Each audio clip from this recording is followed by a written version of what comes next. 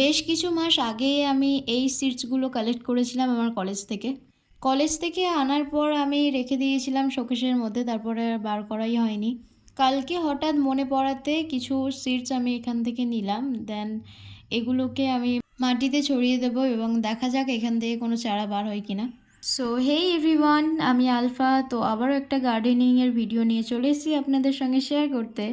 এখানে আমি 4টে বীজ নিয়েছি এবং এছাড়াও আমার কাছে আরও কিছু বীজ আছে যেগুলো আমি পরে বসাবো। আপাতত আমি এগুলো আমার অ্যাডেনিয়ামের টবের উপর ছড়িয়ে দেব। বীজগুলো ফেলার আগে আমি আমার অ্যাডেনিয়াম টবের উপরে যে আগাছাগুলো ছিল সেগুলোকে পরিষ্কার করে নিচ্ছিলাম এবং অ্যাডেনিয়াম গাছটা আমি কিভাবে রিপোর্টিং করেছি সেটাও আপনাদের সঙ্গে শেয়ার করব আমার নেক্সট ভিডিওতে। আমি এই অ্যাডেনিয়ামের গাছটা নিয়েছিলাম আগের বছর এবং খুব একটা বেশি যত্নও নিই না। আর এখানে আমি যে সূর্যমুখীর বীজগুলো নিয়েছি সেই সূর্যমুখীর ফুলের সাইজটা একটু ছোটই হয়। আমাদের কলেজেও যে সূর্যমুখীর চারাগুলো বসানো ছিল সেখানকার সূর্যমুখীর ফুলগুলো একটু ছোট ছোট সাইজেরই ছিল।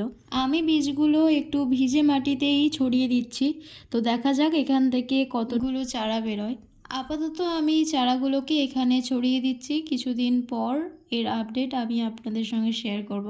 আজকে ভিডিওটা এই পর্যন্ত, দেখা হচ্ছে নেক্সট কোনো ভিডিওতে। টাটা।